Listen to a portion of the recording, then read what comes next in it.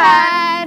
Seneng banget ya hari ini ketemu lagi di Ibadah Raya Online. Ada aku Sharon dan juga... Dan aku Enike. Dan sekarang kita mau bagiin apa aja yang harus kita persiapkan sebelum kita mulai ibadah online. Yes, yang pertama nih Unik dan apa? juga jemaat Tuhan di rumah, jangan lupa untuk mempersiapkan diri, hati, dan koneksi internet. Percuma ya ada diri tapi nggak ada koneksi internet. Iya, kita nggak bisa nonton dong, Yes. ya nggak sih? Sayang kita nggak ditonton nanti ya. Oke, iya, kita udah capek-capek bikin konten nggak ditonton. Oke, nomor 2. Oke, yang kedua kita juga sama-sama ikut memuji Tuhan. Jadi jangan cuma ngeliatin doang, tapi kita juga sama-sama buat kayak responnya ya. Yes. Dan setelah merespon jangan lupa nih mencatat karena aku yakin banget ya sampai hari ini pun sampai detik ini ya banyak banget firman Tuhan yang keren yang bisa dicatat. Ya penting banget gitu ya. Jadi reminder juga loh nantinya. Oke. Yang selanjutnya kita juga sama-sama ikut berdoa. Dan yang terakhir Kak, jangan lupa dibagikan kepada yang lain. Oke. Nah, Unik dan juga jemaat Tuhan di rumah, tahu nggak sih kalau gereja itu punya satu program yang keren banget dan juga memberkati. Apa tuh, Ser? Ada yang namanya program C3 alias Crisis COVID Center. Ya, itu program apa, Ser? Nah, program ini tuh fungsinya membantu untuk jemaat Tuhan yang terkena COVID-19 baik langsung maupun tidak langsung. Dan puji Tuhan ya sampai hari ini aku mantengin banget loh, ada sekitar hampir lebih 100 juta lebih ya. Wow, itu keren banget. Terima kasih. Applause dulu dong jemaat Tuhan di rumah. Aduh, mana tepuk tangannya jemaat Tuhan? Yuk. Nah, nanti harus ada backsound gitu tanya. Tapi beneran serius, terima kasih banyak yang sudah mau menabur. Dan buat yang mau menabur lagi, gak jadi masalah, masih ada bisa tertera di bawah ini. Ada rekening di bawah ini, tinggal transfer aja guys. Iya. Dan selanjutnya, selain ada C3, kita juga punya apa sih Unik? Kita juga punya PD pelayan yang diadakan setiap 2 minggu sekali. Dan itu di aplikasi Zoom, Ser. Jadi nanti setiap minggunya ketika akan ada PD pelayan, akan dikirim linknya sama gembala masing-masing yes, ya. right. Jadi nantikan saja, jangan lupa juga setiap hari Rabu udah mulai dibikin reminder tuh. Oke, akan ada PD. Walaupun nggak ada PD pelayan juga tetap berdoa ya jemaat. Iya, bener banget. Nah, Ser, kalau misalnya online kan sekarang aku mau ngasih persembahan perpuluhan gimana tuh, Ser? Tenang saja sahabat. Sahabat. Maksudnya dan juga jemaat ya. Nggak perlu khawatir karena bisa menabur di bawah sini nih. Oke, sama nih rekeningnya ya. Yes. Nah, bisa langsung lihat aja di Oke. Dan untuk informasi selanjutnya akan ada tayangan berikut ini. Selamat menyaksikan.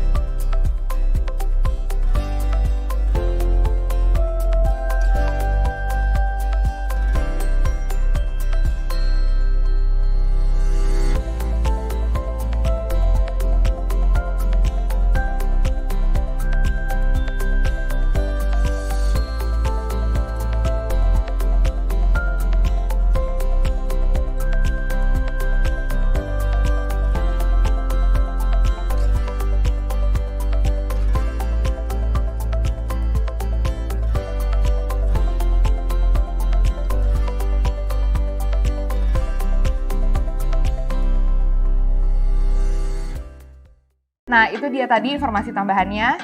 Nah, Unik, lihat deh sekarang udah jam berapa? Udah hampir mau jam 9 ya nggak sih? Berarti artinya udah mau mulai ibadah raya. Oke, tapi kayaknya ada hal-hal penting harus kamu sampaikan deh, Yang pertama nih, jemaat Tuhan, gak apa-apa buka handphone, tapi jangan dimainin. Lebih baik itu, kan Alkitab juga udah ada di sini. Jadi lebih baik untuk disimpankan dulu handphonenya. Dan juga jangan makan. Dan yang terakhir, jangan tidur. Nah, iya dong, kalau tidur nggak mungkin bisa ikutin Iya, kan biasanya kan nonton tapi kita tidur cuma ngedengerin doang. Udah mau jam 10 jam 10, jam 9 maaf, saya Wita tadi ya, maaf. Yaudah langsung aja kalau gitu selamat mengikuti ibadah raya. Kami yakin percaya bahwa ada satu pesan Tuhan yang ingin disampaikan. Selamat ibadah, jemaat Tuhan. God bless.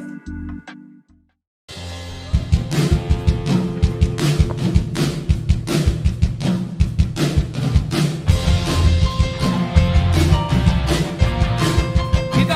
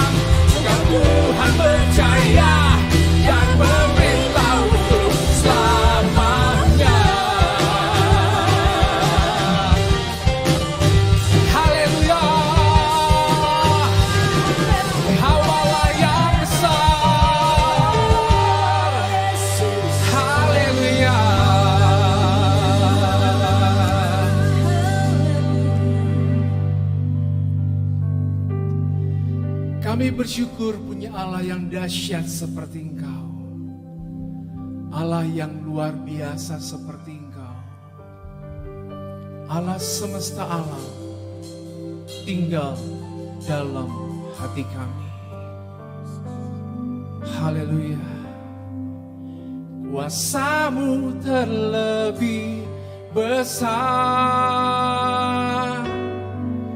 Tuhanku terlebih besar. Tak pernah terlambat janji-Mu ya Tuhan menolong hidupku. Kuasa-Mu terlebih besar, Tuhanku terlebih besar. Tak pernah terlambat janji-Mu ya Tuhan, pulihkan hidupku.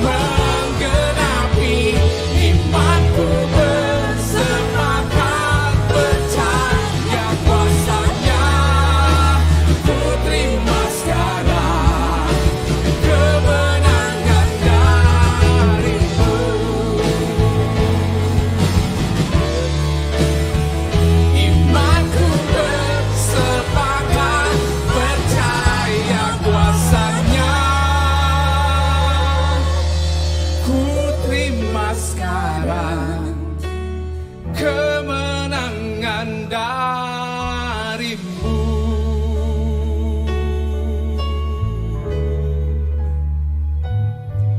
Ku terima kemenangan darimu, semua karena salibmu, semua karena darahmu, karena pengorbananmu aku menang.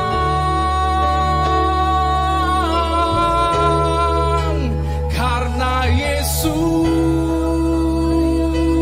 Tuhan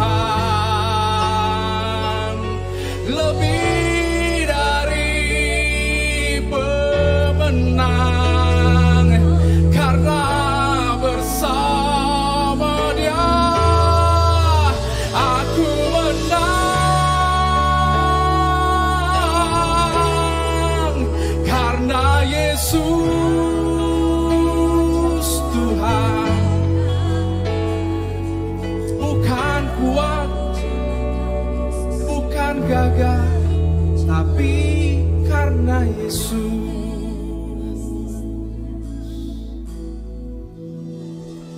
Aku punya Tuhan yang besar, yang telah berjanji dan sanggup menggenapi. Imanku bersepakat percaya kuasanya. Ku terima sekarang kemenangan darimu.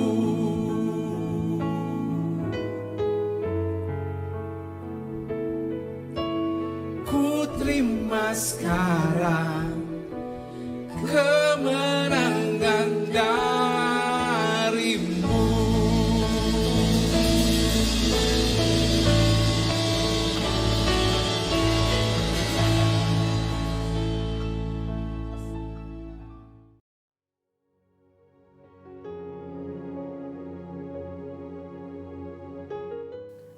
Shalom, saudara yang terkasih di dalam Kristus. Selamat ketemu lagi di dalam ibadah kita minggu pagi ini. Kita akan tetap bertemu di dalam Zoom dengan sukacita di dalam kasih Tuhan. Tema kita hari ini, perkataan yang penuh kuasa. Sebelum kita masuk lebih lanjut di dalam membahas firman Tuhan, mari kita berdoa. Bapa yang terkasih yang kami kenal di dalam Kristus, kami bersyukur kepadamu karena kami memiliki Allah yang besar seperti Engkau. Allah yang mengasihi kami. Allah yang memberikan anugerah yang besar bagi kami Tuhan. Bukan hanya keselamatan saja yang Kau berikan kepada kami Tuhan, tapi Kau berikan kami menjadi anak-anak-Mu. Kau yang memberikan juga kuasa di dalam kehidupan kami, melalui perkataan kami, melalui kehidupan kami. Kami bisa mengubah kehidupan kami bisa mengubah dunia di sekitar kami, dan Kau yang memakai kami sesuai dengan kehendak-Mu ya Bapa. Terima kasih Bapa yang kudus. Mari berkati kami semua, urapi mulut lidah hamba-Mu, urapi setiap telinga yang mendengar, urapi setiap hati yang mendapatkan, untuk kami mengalami pembaharuan di dalam Engkau. Terima kasih Bapa, di dalam nama Yesus kami berdoa dan bersyukur. Amin. Puji Tuhan. Saudaraku yang terkasih, kita lihat di dalam firman Tuhan bahwa ketika Allah menciptakan segala sesuatu, Dia pakai apa? Ya. Kita lihat di sini di Kejadian 1 ayat 2, di sini dikatakan, di Kejadian 1 ayat 3, berfirmanlah Allah, jadilah terang, lalu terang itu jadi.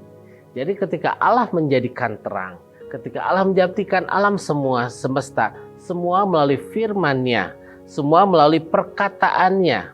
Ada kuasa di dalam kata-kata Allah, ada kuasa di dalam kata-kata yang Tuhan keluarkan, ya. Dan jadilah seperti yang dikatakan Tuhan. Ketika Tuhan katakan jadilah terang, maka terang itu jadi ya. Ketika Tuhan jadilah cakrawala, maka jadilah cakrawala di situ. Ketika mengatakan hendaklah air di bawah langit mengumpulkan segala sesuatu di satu tempat sehingga kelihatan ada yang kering, maka itu terjadi semuanya. Dan semuanya itu terjadi dengan perkataan, dengan kata-kata ya. Jadi bagaimana Allah di dalam kata-katanya, di dalam perkataannya, di dalam firman-Nya ada kuasa yang mengubah segala sesuatu, menjadikan segala sesuatu. Demikian juga di dalam kehidupan Tuhan Yesus. Kita ngelihat di dalam Alkitab bagaimana Tuhan Yesus melakukan mujizat dengan kata-katanya. Kita akan lihat sama-sama dari kitab Lukas. Saya bacakan dari Lukas 5 ayat 12 dan 13. Pada suatu kali Yesus berada di dalam sebuah kota. Di situ ada seorang yang penuh kusta. Ketika ia melihat Yesus, tersungkullah ia dan memohon, "Tuan, jika Tuan mau, Tuan dapat mentahirkan aku." Lalu Yesus mengulurkan tangannya menjamah orang itu dan berkata, "Aku mau, jadilah engkau tahir." Seketika itu juga lenyaplah penyakit kustanya. Puji Tuhan, luar biasa. Mujizat terjadi, saudaraku, ya. Seketika itu juga lenyaplah penyakit kustanya. Ketika Yesus mengatakan, "Aku mau, jadilah engkau tahir." Ya, orang kusta seluruh tubuhnya. Dan ketika Yesus mengatakan, "Aku mau dan engkau tahir," perkataan Yesus penuh kuasa. Yesus berkali-kali mengadakan mujizat dengan mulutnya, dengan kata-katanya, ya. Ketika dia menyembuhkan seorang wanita yang bungkuk, ya, saya lihat dari masih di Lukas 13, ya, di ayat 12 dan 13 juga. Ketika Yesus melihat perempuan itu, dia memanggil dia dan berkata kepadanya, "Hei ibu, penyakitmu telah sembuh." Lalu dia meletakkan tangannya atas perempuan itu dan seketika itu juga berdirilah perempuan itu dan memuliakan Allah, ya. Jadi ibu yang sudah bungkuk bertahun-tahun, ketika Yesus mengatakan, "Hei ibu, penyakitmu telah sembuh." Ada kuasa di dalam perkataan Yesus. Ada kuasa di dalam ucapannya. Jadi penting sekali kita mengerti bagaimana mujizat terjadi. Ternyata banyak cara Tuhan melakukan mujizat. Ada dengan sentuhan, ada dengan yang dilakukan sesuatu, tapi hampir sebagian besar dengan kata-kata, ya. Demikian juga ketika Yesus membangkitkan orang mati, ya. Ketika dia dibawa kepada kuburnya Lazarus. Lazarus yang sudah mati sekian hari di situ, sudah dikubur, ya, saudara-saudaranya nangis, "Tuhan, kalau dia Tuhan datang sebelum dia mati, mungkin dia tidak akan mati," ya. Lalu gimana? Ketika Yesus sudah di hadapan kuburnya, kita lihat sama-sama di di Yohanes 11, ya. Di situ dikatakan Yohanes 11 ayat 43.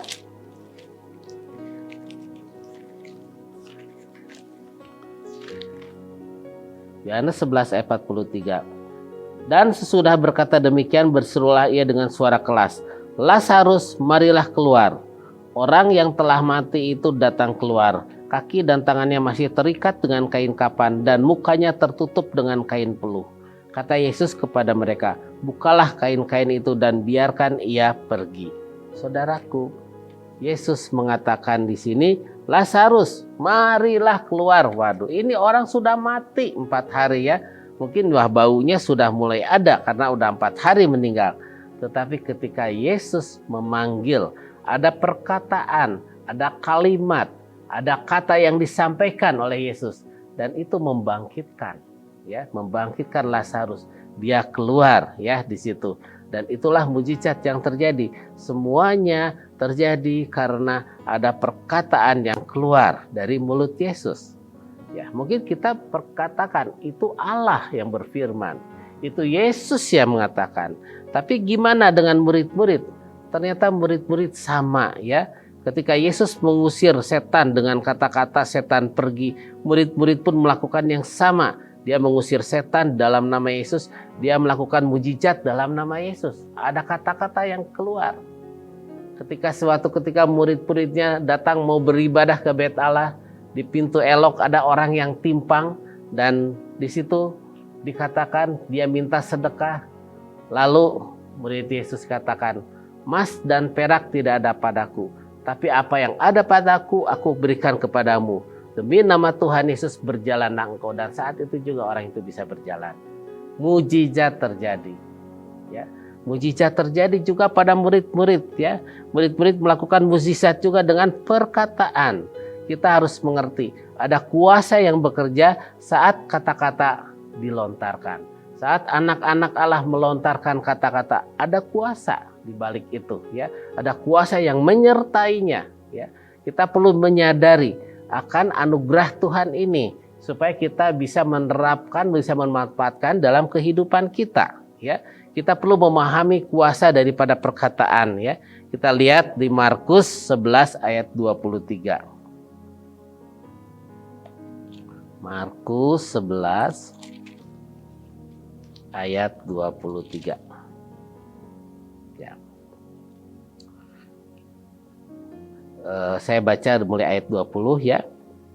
Pagi-pagi ketika Yesus dan murid-muridnya lewat, mereka melihat pohon ara tadi sudah kering sampai ke akar-akarnya. Maka teringatlah Petrus akan apa yang telah terjadi. Lalu ia berkata kepada Yesus, "Rabi, lihatlah pohon ara yang kau kutuk itu sudah kering." Yesus menjawab mereka, "Percayalah kepada Allah. Aku berkata kepadamu, sesungguhnya barang siapa berkata kepada gunung ini, beranjaklah dan tercampaklah ke dalam laut, asal tidak bimbang hatinya, tetapi percaya bahwa apa yang dikatakannya itu akan terjadi, maka hal itu akan terjadi baginya." Ya, satu yang terkasih, luar biasa ya di sini Tuhan Yesus mengatakan, ya, "Aku berkata kepadamu, sesungguhnya barang siapa berkata pada gunung ini, beranjaklah dan tercampaklah ke dalam laut, asal tidak bimbang hatinya, tetapi percaya bahwa apa yang dikatakannya itu akan terjadi, maka hal itu akan terjadi baginya. Karena itu aku berkata kepadamu, apa saja yang kamu minta dan doakan, percayalah bahwa kamu telah menerimanya, maka hal itu akan diberikan kepadamu." Saudaraku, ini satu hal yang sangat luar biasa ya. Sangat luar biasa di sini dikatakan. Dikatakan berkatakan kepada gunung ya. Kalau saya ngomong misalnya sama orang ya, sama seorang teman, misalnya namanya Agus, "Gus, tolong motor kamu singkirkan dikit." Dia manusia yang bisa dengar dan bisa menggerakkan ya. Karena saya mau lewat itu menghalangi misalnya. Itu manusia bisa mengerti ya di situ. Tapi ini dikatakan gunung ya. Gunung itu barang mati ya, barang yang tidak bergerak ya. Tuhan Yesus ngasih contoh yang sangat ekstrim di sini ya. Dia mengatakan contoh yang sangat ekstrim, dikatakan beranjaklah dan tercampaklah ke dalam laut, asal tidak bimbang tetapi percaya apa yang dikatanya itu akan terjadi, dan itu akan terjadi bagimu ya. Jadi dikatakan apa? Ada perkataan, tidak bimbang, percaya, terjadi mujizat ya. Mungkin kita nggak kepikir ngapain mindahin gunung ya. Waduh, untuk apa kita memindah-mindahkan gunung? Saudaraku yang terkasih, mungkin kita tidak menghadapi harus memindahkan gunung ya. Tetapi dalam kehidupan kita seringkali ada gunung-gunung yang menghalangi perjalanan kita ya. Mungkin ada permasalahan-permasalahan kehidupan di dalam kehidupan kita yang harus kita hadapi, yang harus kita selesaikan, yang mengganjal kehidupan kita. Bisa masalah anak, bisa masalah usaha, bisa masalah pekerjaan ya, bisa masalah kehidupan, bisa masalah perumahan. Itu seperti gunung-gunung yang menghambat kita, aduh susah jalan ya. Nah, gimana? Kita perlu usir. Kita perlu membawa mereka beranjak ya. Tapi gimana? Di sini harus ada perkataan yang tentu berwibawa ya. Kalau kita misalnya bilang pada gunung, "Nung, sana Nung, nyingkir Nung, ngejalangin jalan saya nih Nung." Wah, itu bicara sama si Nunung, bukan si gunung ya. Tetapi di sini katakan kalau, "Hei gunung, pergilah, beranjaklah." Ya. Perlu ada otoritas, perlu ada keyakinan, perlu ada kewibawaan di situ ya. Tidak bimbang. Ya, contoh. Saya pernah baca satu kesaksian dari seorang ibu ya. Ibu ini seorang janda punya anak dan dia sudah ada umur, suaminya udah meninggal dan dia hidup sebagai pembantu, bukan pembantu di satu rumah yang terus-menerus punya gaji. Tetapi dia pembantu lepasan. Nanti ada orang di rumah sana suruh nyuci, dia nyuci dapat upah. Nanti rumah lain suruh bersihin, dia bersihin ya. Sehingga dia hidup dari belas kasihan, dari panggilan, dan Tuhan memberkati dia karena dia percaya Tuhan ya. Nah, satu saat kontrakan rumahnya sudah habis. Wah, itu seperti gunung yang menghambat dia. Karena apa? Menghalangi perjalanan selanjutnya. Karena apa? Dia nggak punya uang. Sampai satu saat ketika 2 minggu lagi dia harus bayar, yang punya datang, Bu, maaf ya, 2 minggu lagi ibu harus bayar. Kalau 2 minggu lagi nggak bayar, ibu harus keluar dari rumah ini. Oh ya Bu, ya masih 2 minggu lagi kan, ya. Waduh, sebenarnya itu satu hal yang harusnya menggerisahkan. Itu satu gunung yang dihadapi. Tapi gimana dengan si ibu ini? Dia punya pengalaman dengan Tuhan. Dia percaya dengan Tuhannya. Tuhan, Kau yang membela saya. Kau yang memberikan terbaik bagi saya. Ya. Dan dia menghadapinya, dia menjalannya, dia dengan tidak ragu-ragu dia katakan, saya akan hadapi. Saya akan selesaikan masalah ini. Sampai tinggal berapa hari lagi dia harus bayar rumah itu. Belum ada uangnya.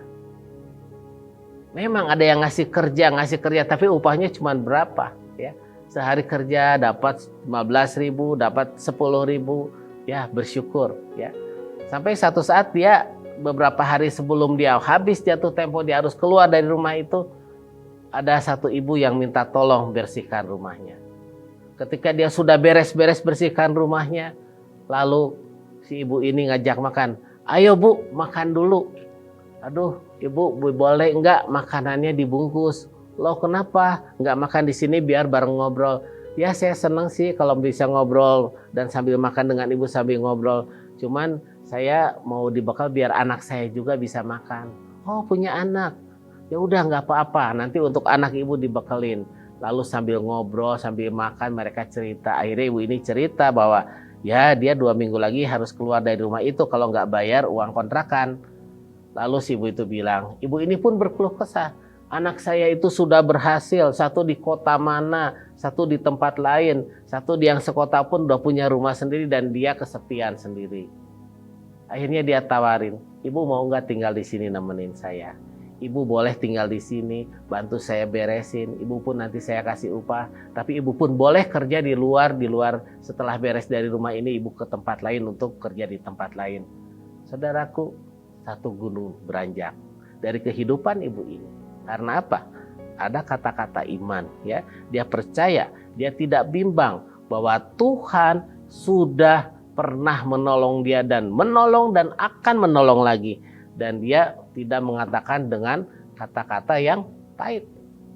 Dia tidak mengatakan kata-kata, aduh Tuhan, ini gimana Tuhan, tinggal 2 minggu lagi, duitna eueuh, belum ada, gimana saya harus kontrak, waduh saya nanti tinggal di mana. Nah, tapi dia, Tuhan saya percaya, Engkau pernah menolong saya, Engkau akan terus menolong saya. Saudaraku, ada kuasa di dalam perkataan. Dan Tuhan memberikan pertolongan dengan cara yang ajaib ya. Dia bisa tinggal di satu rumah, tidak usah bayar kontrak, bahkan dia dapat upah dan itu anugerah daripada Tuhan ya. Kita perlu juga di sini berhati-hati dengan menggunakan perkataan kita ya. Karena kita tahu bahwa dari kuasa perkataan kita itu ada kekuatannya. Dari perkataan kita ada kuasa yang bisa mengalir ya. Di situ kita lihat contoh dari 1 Raja-Raja 17 ayat 1 ya. Bahwa kata-kata kita itu bisa berdampak ya. Di 1 Raja-Raja 17 ayat 1 ini tentang Elia ya, nabi yang besar yang Tuhan pakai pada zamannya. Lalu berkatalah Elia orang Tisbe dari Tisbe Gilead kepada Ahab, demi Tuhan yang hidup Allah Israel yang kulayani, sesungguhnya tidak akan ada embun atau hujan pada tahun-tahun itu kecuali kalau ku katakan ya. Jadi Elia bilang kepada Ahab yang jadi raja Israel saat itu.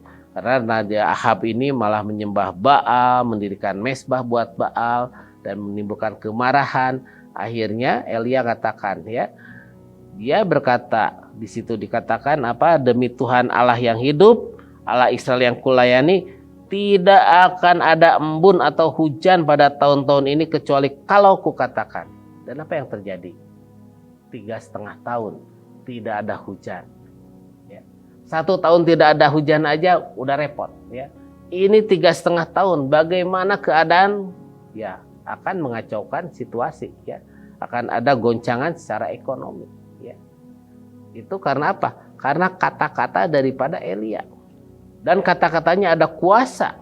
Dan kata-katanya terjadi, terbukti bahwa dia bukannya kata-kata kosong, tapi kata-kata yang memang disertai oleh kuasa Tuhan. Tuhan membuktikan perkataannya sehingga hujan tidak turun selama 3,5 tahun di situ ya. Ya, dan itu karena perkataan daripada Elia, walaupun Elia pun ikut menanggung ya. Dia pun tidak dapat hujan sampai dia harus tinggal di Sungai Kerit ya. Akhirnya Sungai Kerit pun kering ya, dia harus mengungsi ke Sarfat ya di situ. Ya, dampak dari perkataan ya di situ. Ya. Padahal Elia ini siapa? Ya, kita bilang Elia itu nabi ya. Tapi kalau kita lihat di Yakobus ya, Yakobus 5 ayat 17, saya bacakan Yakobus 5 ayat 17 ya. Bentar.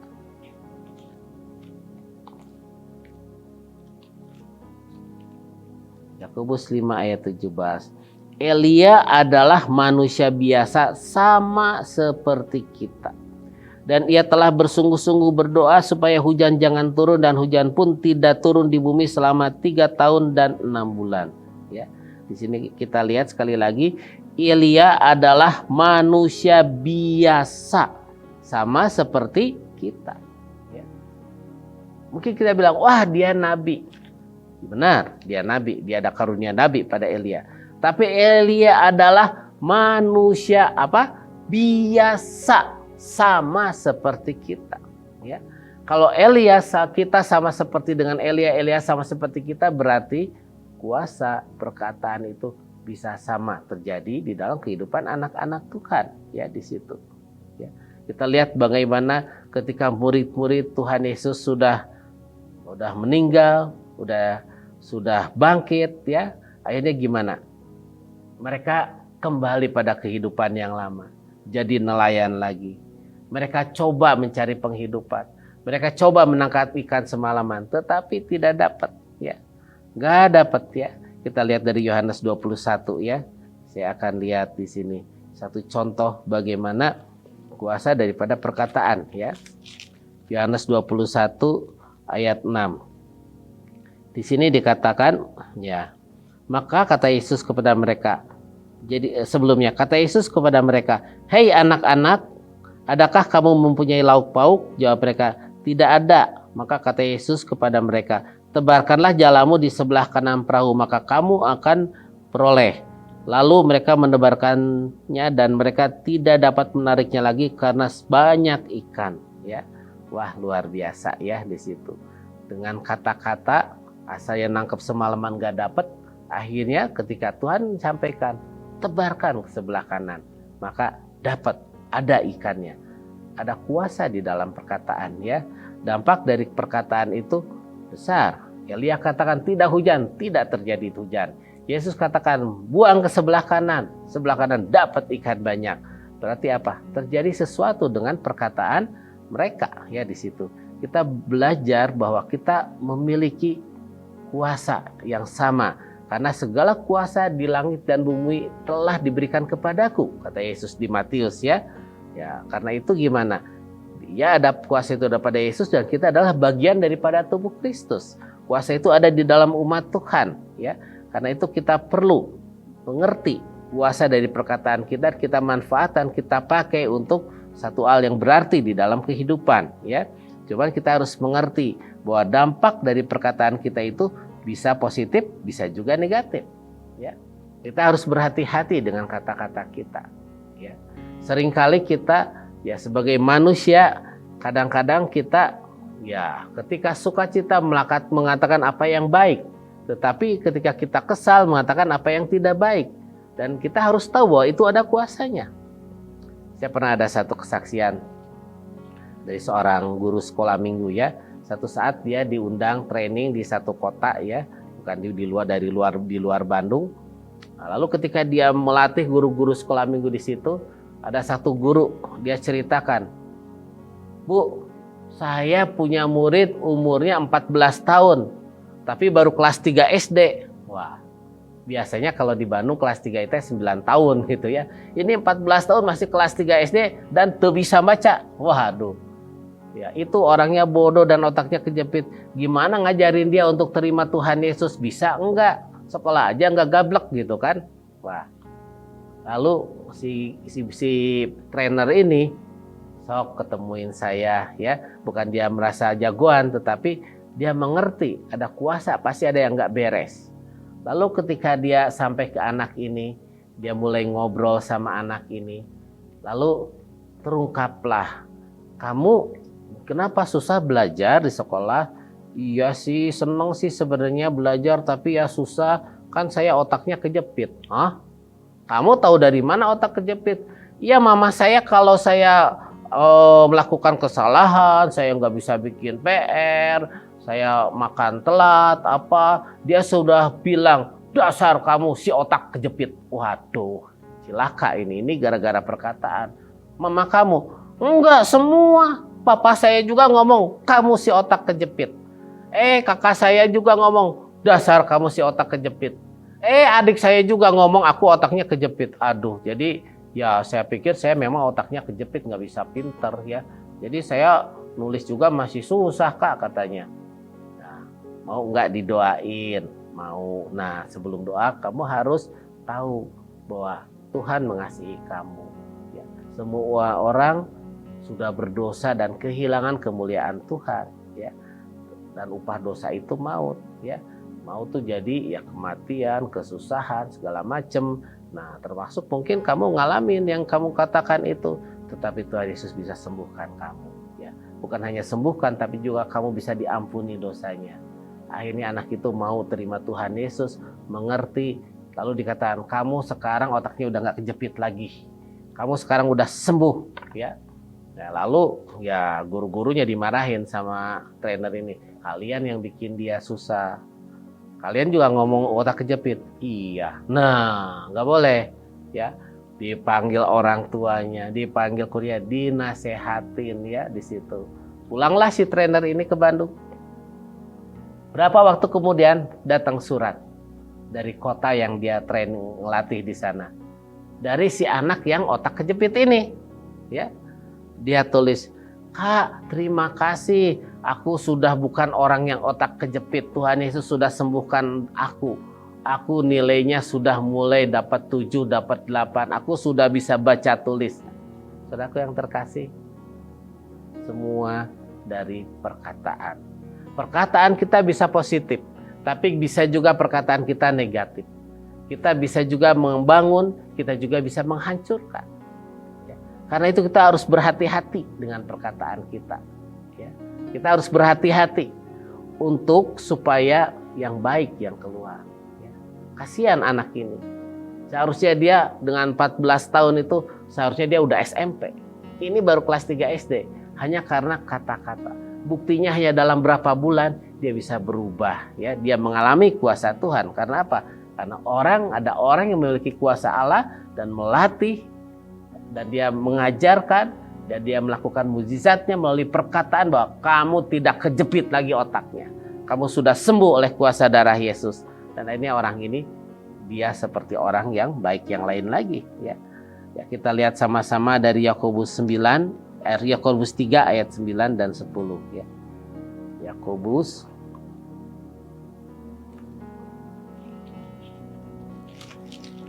Yakobus 3 ayat 9 dan 10. Dengan lidah kita memuji Tuhan Bapa kita, dan dengan lidah kita mengutuk manusia yang menciptakan menurut rupa Allah. Dari mulut yang satu keluar berkat dan kutuk. Hal ini saudara-saudaraku tidak boleh demikian terjadi. Adakah sumber memancarkan air tawar dan air pahit dari mata air yang sama? Saudaraku, apakah pohon ara dapat menghasilkan buah zaitun, dan adakah pohon anggur dapat menghasilkan buah ara? Demikian juga mata air asin tidak dapat mengeluarkan air tawar, ya. Jadi kita perlu menjaga mulut kita, ya. Jangan dari yang satu keluar berkat tetapi keluar juga kutuk. Itu tidak boleh terjadi. Itu yang sering membuat kita tidak ada kuasa dalam perkataan kita. Itu yang sering membuat kita tidak mengalami kuasa di dalam kehidupan kita, ya. Karena itu Daud mengatakan di Mazmur 141 ayat 3, Awasilah mulutku ya Tuhan, berjaga-jagalah pada pintu bibirmu, ya. Karena itu apa? Kita perlu, saudaraku, untuk senantiasa hidup dalam kuasa perkataan, menjaga perkataan kita, ya. Kita lihat Kolose 3 ayat 16.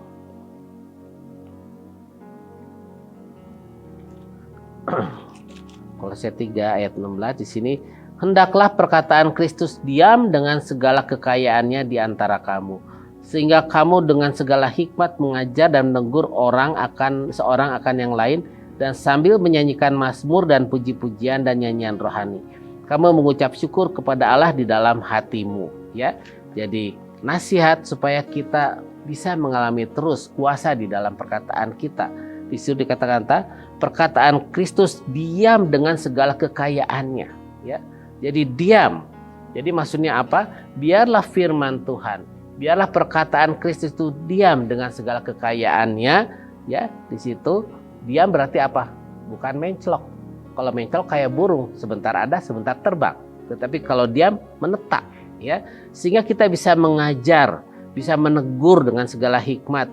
Kita bisa memuji Tuhan, menyanyikan rohani dan mengucap syukur, ada syukur kepada Allah dari hati kita kepada Allah, ya. Di situ seringkali orang datang konseling pada saya, dan di situ waduh, orang-orang bahkan orang yang mungkin belum mengenal Tuhan sama sekali di situ, ya, dan mereka banyak kesusahan. Kita harus membawa mereka untuk mengenal bagaimana, ya, di situ.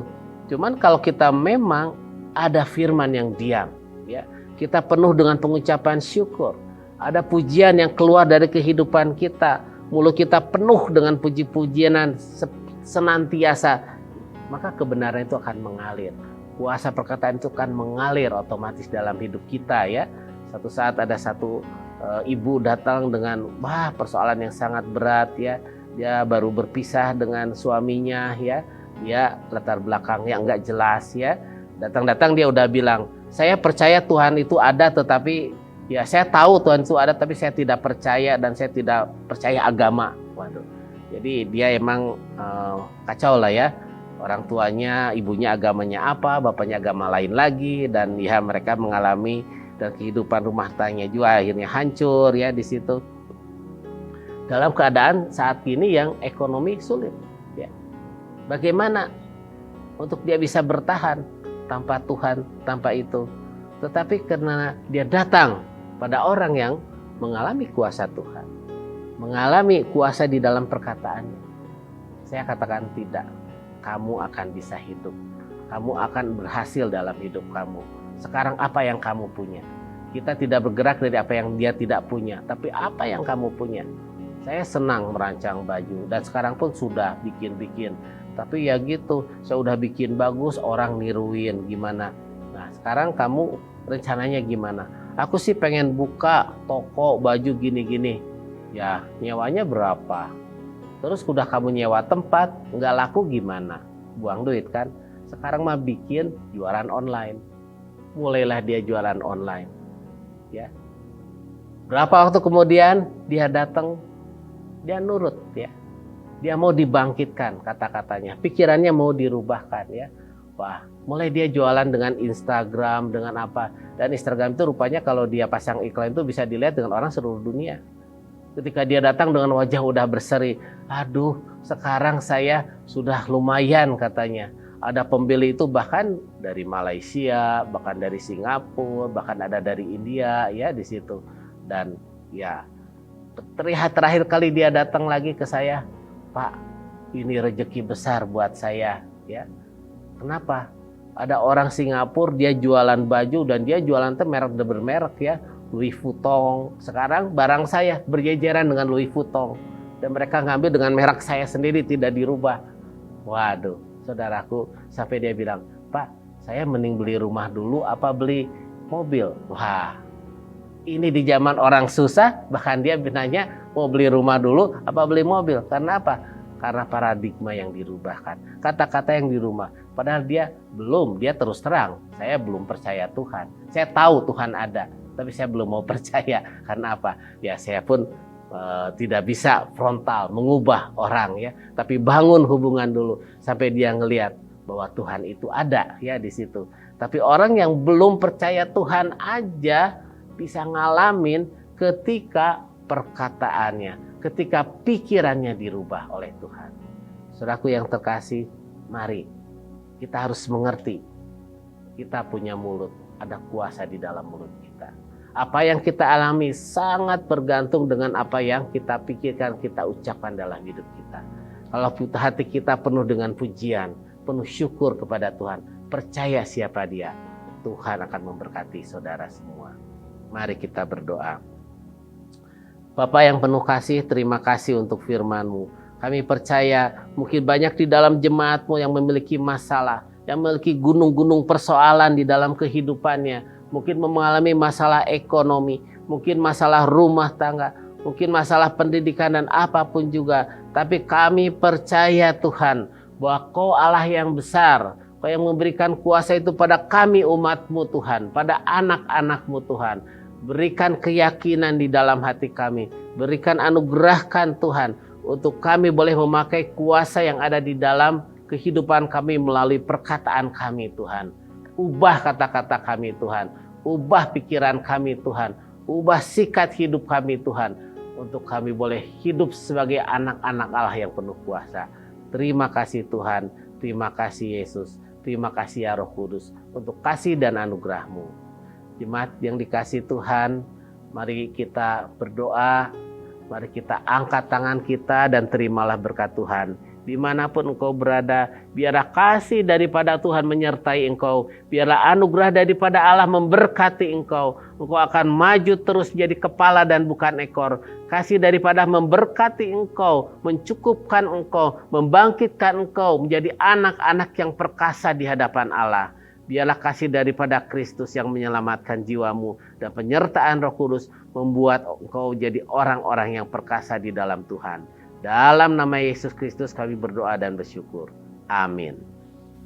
Shalom, terima kasih. Sampai ketemu lagi minggu depan di dalam ibadah bersama kita melalui online. Shalom, Tuhan Yesus memberkati. Shalom. Damai di hati. Wah, cakep. Jos, kita di sini mau ngajakin ada suatu program keren banget dari YDM, Youth Discipleship Movement, yaitu program ABCC. Apa tuh ABCC? ABCC, Arrow Bible Class Community. Jadi acara ini tuh ditujukan buat teman-teman muda, khususnya pelajar dan mahasiswa. Jadi ngapain tuh? Tahu nggak ABCC ngapain? Supaya kita belajar tentang hal-hal penting dalam hidup kita. Betul, dengan Tapi pegangan. pegangannya firman Tuhan. Benar banget. Itu banget. Jadi kalau teman-teman semua yang mau daftar, bisa hubungi kontak person yang ada di bawah ini. Betul banget. Di bawah mana sih Bang? Situ Sini. Tengah-tengah lah ya. Oke. Tengah-tengah lah. Oke. Jadi teman-teman, kalau yang mau daftar, cepetan buruan daftar. Jangan sampai ketinggalan. Karena kalau ikutan ini, bisa ikutan kursus bahasa Inggris. Wah, gratis. Dan bahasa Jepang gratis dengan bersertifikat, Jos. itu dia. Arigato Bener gozaimasu. banget. Thank you, tararenkyu. Uhuy. Oke, jadi teman-teman jangan lupa ikutan ABCC ini. Iya, dari YDM, Youth Discipleship Movement. God bless you.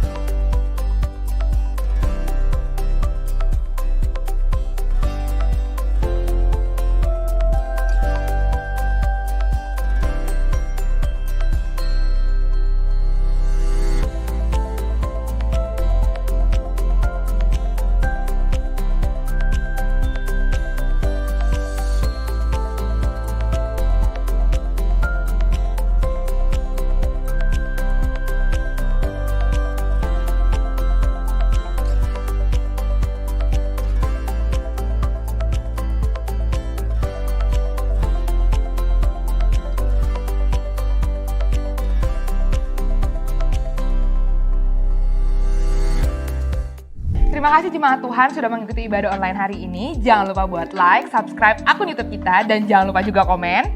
Dan jangan lupa juga untuk yang mungkin mau mendengarkan lagi ibadah hari ini atau yang sebelumnya bisa mendengarkan di Spotify di Gereja Kristen Kemah Daud Bandung Pusat. Langsung aja ya abis ini buka Spotify-nya. Dan jangan lupa juga buat follow Instagram kita di @gkkd_bp. Yes, karena bakal banyak update informasi seputar gereja kita dan misalnya kayak ada mungkin pelatihan atau apapun itu bisa jangan banget sampai langsung ketinggalan. Harus follow. Nah, kalau tadi ada Instagram, sebenarnya kita juga punya loh yang bisa kasih kita informasi update tentang gereja. Tahu nggak siapa? Yang home itu ya? Yes, ada aplikasi My Home GKKDBP. Jadi langsung aja dibuka nih Play Store-nya atau juga App Store-nya untuk download dan mencari tahu apa aja sih informasi terupdate soal gereja kita. Ada bahan satu juga loh, Sar, di situ. Yes, jangan lupa satu dulu ya. So, langsung kalau gitu kita juga udah selesai ibadah raya hari ini. Saya yakin banget, gak saya sih, kami semuanya juga yakin kalau ada berkat Tuhan yang luar biasa yang didapatkan. Yes, amin, bener banget. Terima kasih semuanya dan kami percaya kalau minggu depan akan ada hal yang luar biasa. Jangan lupa ibadah minggu depan ya. Dadah. God bless you.